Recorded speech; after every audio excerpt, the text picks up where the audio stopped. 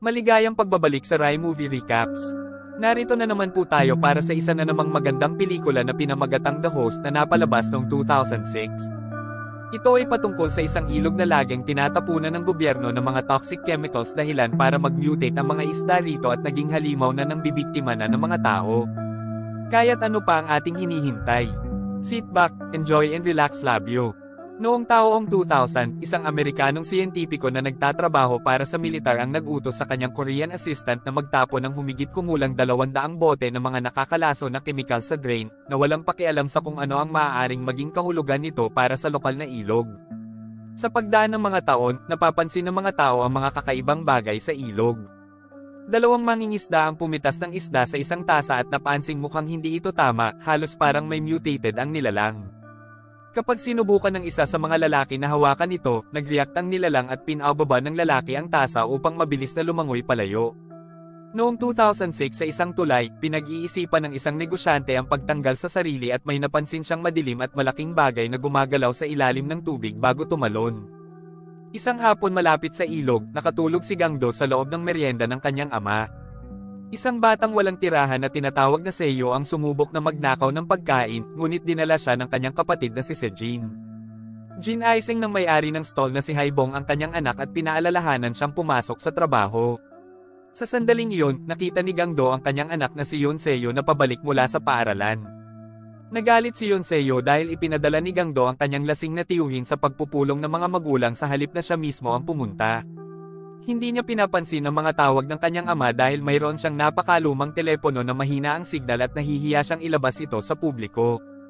Pagkatapos ay sumugod sina Gangdo at Yunso sa stall kung saan may nakatagong kahon si Gangdo na may perang iniipon niya para mabili ang kanyang anak ng bagong telepono. Binuksan nila ang TV at nalaman sa balita na may natagpo ang bangkay sa Han River, ngunit nagpalit sila ng channel para panoorin ang kapatid ni Gangdo na si Namjo na nakikipagkompetensya sa isang archery tournament.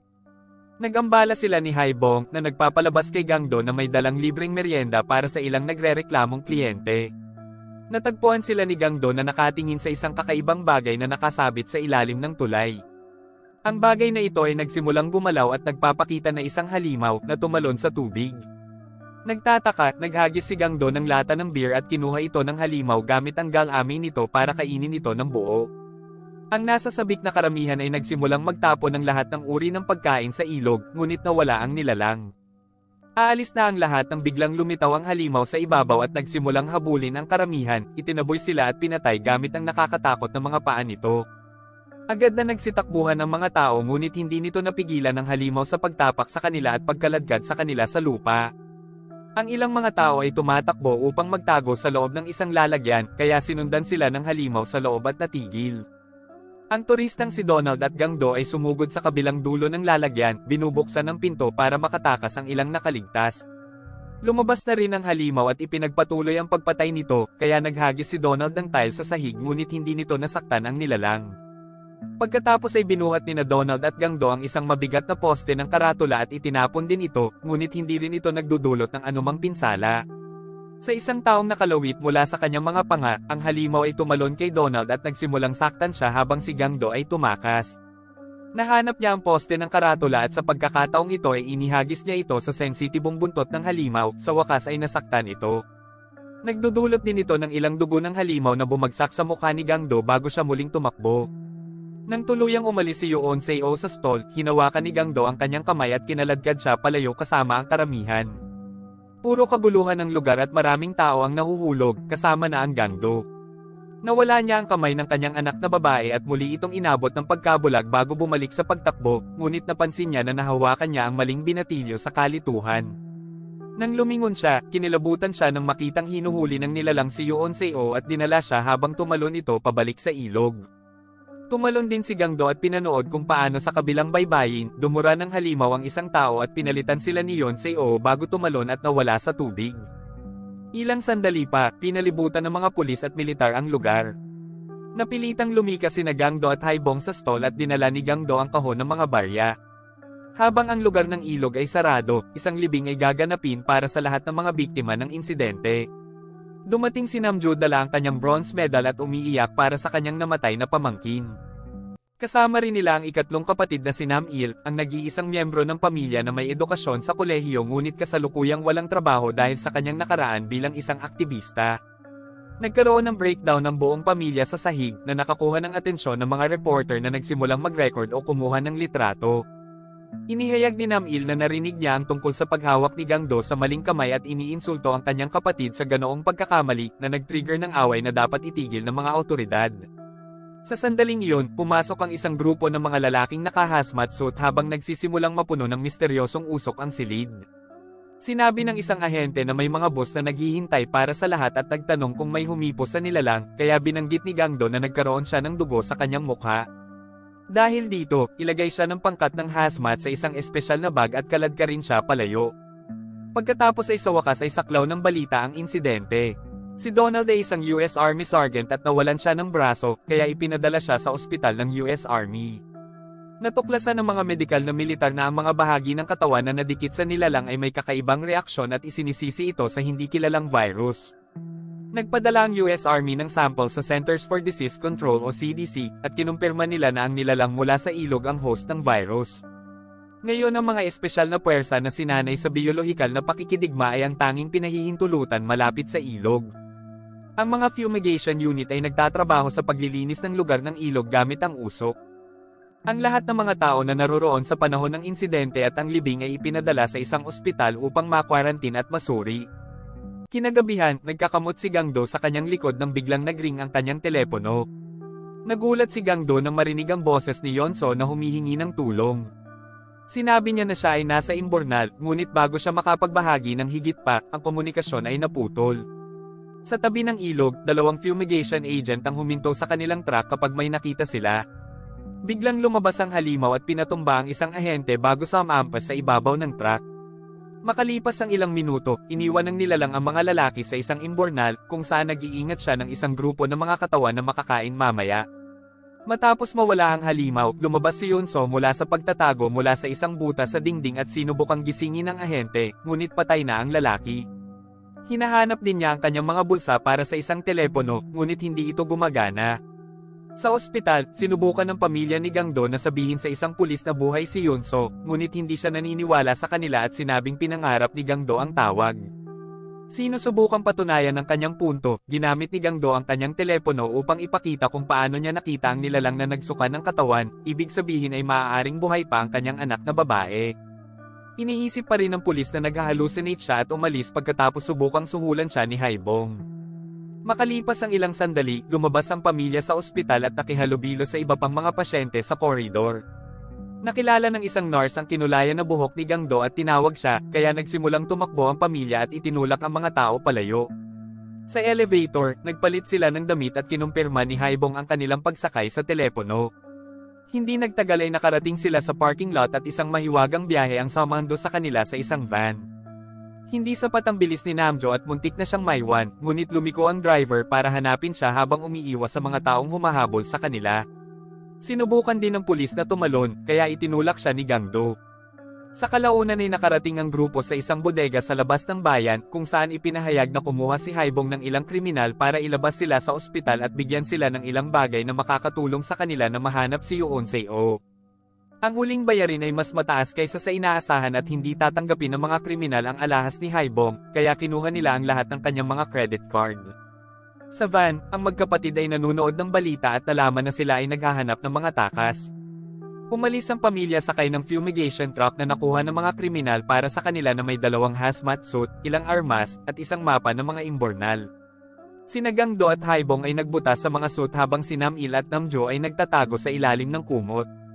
Sa security check, itinuro ng manager na ang truck na ito ay kabilang sa isang fumigation company na nag-sign up sa huling segundo na sa tingin niya ay kaina-hinala. Binato siya ni Haibong ng bag para suhulan siya bago dalhin ang truck sa lugar ng ilog at binuksan ng lalaki ang bag para hanapin ang kahon ng mga barya. Pagkatapos ay sinundan ng pamilya ang mapa upang bisitahin ang mga imbornal sa lugar, desperadong hinahanap si Yunso. Minsan tumatakbo si Gang-do sa likod ng truck kaya ang usok ay magpapausok din sa kanya dahil gusto niyang maging malinis para sa kanyang anak. Matapos ang ilang oras na paghahanap, bigla silang may nakitang gumagalaw sa dilim at naramdaman ni Namjo na may bumagsak sa kanyang balikat kaya nagpaputok sila. Ngunit nang tumingin sila sa itaas ay nakita na lamang nila ang pagtagas ng tubig. Ang likido ay ang ihi ni Seiyu na nagpapalusot kasama ang kanyang Sejin. Ang mga kapatid ay maingat na lumilipat at nakarating sa stall ng merienda ng pamilya kung saan nagsimula silang kumuha ng isang bungkus ng pagkain. Gusto rin ni Seiyu na kumuha ng pera ngunit pinigilan siya ni Sejin. Ipinaalala sa kanya na ang pagkuha ng pera ay aktwal na pagnanakaw ngunit ang pagkuha ng pagkain ay ang seremonya ng gutom. Nang mapuno na ang kanilang mga bag, umalis ang magkapatid at natagpuan na lamang ng halimaw. Agad silang tumakbo ngunit mas mabilis ang nilalang at nakaharang sa kanilang dinadaanan. Makalipas ang ilang sandali ay dumating ang pamilya sa stall at nagsalo ng mainit na hapunan habang nagpapanggap na kasama nila si Yonso upang mapanatili ang kanilang pag-asa. Samantala ang tunay na Yonseo ay nagsisikap na kumuha ng tubig mula sa isang tumagas. Nang marinig niya ang halimaw, nagkunwari siyang nawala ng malay at pinapanood itong ibinagsak ang mga kapatid bago umalis. Sinuri sila ni Yonseo at nalaman niyang patay na si Seijin ngunit buhay pa rin si Seiyu, kaya pinoprotektahan niya ito mula sa mga mata ng nilalang. Balik sa pamilya, sinisiraan ni Namjo at Nam-il si Gangdo dahil nakatulog na naman siya. Ayaw ni Haibong na marinig ito at ibinahagi niya ang nangyari kay Gangdo na matalino noong bata. Noong bata pa siya, halos wala si Haibong sa bahay at magdamag siyang nasa labas. Pumunta si Gangdo sa mga kalapit na bukid upang kumuha ng pagkain sa ilalim ni Sori, ngunit hindi ito sapat para sa isang malusog na pag-unlad. Kaya naman lumaki siyang slow-minded at minsan random na natutulog ang katawan niya. Sa sandaling iyon nagising si Gangdo at napansin niyang nakatayo sa labas ang halimaw. Nagpaputok ang Haibong at ikinagalit nito ang nilalang na tumakbo patungo sa kwadra at nagsimulang itulak hanggang sa itapon ito sa tagiliran. Dahil malapit na, muling nagpaputok si Haibong at naging dahilan ng pagbagsak ng mga halimaw. Pagkatapos ay lumabas ang pamilya at napaansing buhay pa ang hayop kaya binaril din ito ni Nam-il. Agad na tumakbo palayo ang halimaw at umakyat sa tulay kung saan nagiging sanhi ito ng pagbagsak ng isang grupo ng mga sasakyan. Pagkatapos ay umakyat ito sa ilalim ng tulay, tumatalon-talon habang ang mga lalaki ay patuloy na nagpapaputok hanggang sa sila ay wala na sa mga bala. Tumalon ang halimaw sa tubig at napansin ng pamilya na darating ang mga sundalo kaya nagsimula silang tumakas. Sinabi ni Gangdo na may natitira siyang bala, kaya kinuha ni Haibong ang kanyang baril at sinabi sa kanyang mga anak na tumakbo sa truck habang inaalagaan niya ang halimaw. Sa sandaling lumabas ang halimaw, sinubukan ni Haibong na magpaputok at natuklasan lamang na mali ang bilang ng Gangdo at wala ng mga bala. Mabilis siyang pinatumba ng halimaw, pagkatapos ay hinawakan siya gamit ang galamay nito at binasag siya sa lupa na agad na pinatay si Haibong. Iniiyakan ng magkapatid ang kanilang namatay na ama, ngunit ang kanilang kalungkutan ay pinutol ng mga awtoridad. Habang kinakaladkad ni Nam-il si Namjo, nagpasya si Gangdo na ibigay ang sarili dahil sa kasalanan. Maya-maya, inanunsyo ng news media na namatay si Donald sa virus. Nagpasya ang CDC na gagamitin nila ang Agent Yellow, isang sistema ng kemikal na binuo ng US, upang labanan ang mga paglaganap ng virus at biolohikal na takot. Ang pagkalat ng mga nakakalaso na kemikal ay itinuturing na hindi ligtas ng maraming mamamayan na handang magprotesta laban dito. Sinasabi rin ng news media na ang virus ay may mga sintomas na katulad ng karaniwang sipon, kaya ang mga tao sa mga lansangan ay lumayo sa sinumang bumahing o umuubo. Pansamantala, nakipagkita si Nam-il kay Fat Guevara, isang kaibigan niya mula sa kanyang mga araw ng aktivismo. Pinapasok ni Guevara si Nam-il sa kanyang opisina pagkatapos ng mga oras dahil nagtatrabaho siya sa isang kumpanya ng telepono at nasusubaybayan niya ang tawag ni Yonso. Mabilis nilang mahanap ito sa computer, ngunit para ma-access ang GPS kailangan nila ng password. Si Guevara ay may kaina-hinalang nagtatanong tungkol kay Namjo, kaya ipinaliwanag ni Nam-il na naghiwalay sila sa mga imbornal at hindi niya alam kung nasaan siya. Dahil hindi gumagana ang password na nakita nila sa isang desk note, sinabi ni Guevara na hahanapin niya ang opisina ng manager. Gayunpaman, nagpapanggap lamang siya at ang lahat ng kanyang mga kaibigan ay nakatago doon, naghihintay na makuha si Nam-il para sa gantimpala. Sa sandaling iyon, nakahanap si Nam-il ng isa pang tala ng password at matagumpay na nakapasok sa system, sa wakas ay nahanap ang lokasyon ni Yonseo, ang tulay ng Wonhaio. Pagkatapos niyang markahan ito sa mapa, napansin niya ang lahat ng taong lumalabas sa opisina para hulihin siya. Naglagay si Nam-il ng clip sa isang plug at ipinasok ito sa outlet na nagdulot ng short na nag-iiwan sa silid na madilim. Nagpanik ang team at hinanap ang opisina, ngunit sa oras na bumalik ang mga ilaw, nakatakas na si Nam-il. Sa kalye, naririnig niya ang pagdating ng mga pulis kaya kailangan niyang tumalon sa tulay upang makatakas. Medyo masakit ang katawan niya kaya nahimati siya sa ilalim ng tulay pagkatapos i-text ang lokasyon ni Yeonso kay Namjo. All this time, hinahanap pa rin ni Namjo si Yeonso. Natutulog siya sa mga beam ng tulay, umiikot sa tubig upang hindi makita, at kumukuha ng pagkain sa tindahan ng pamilya.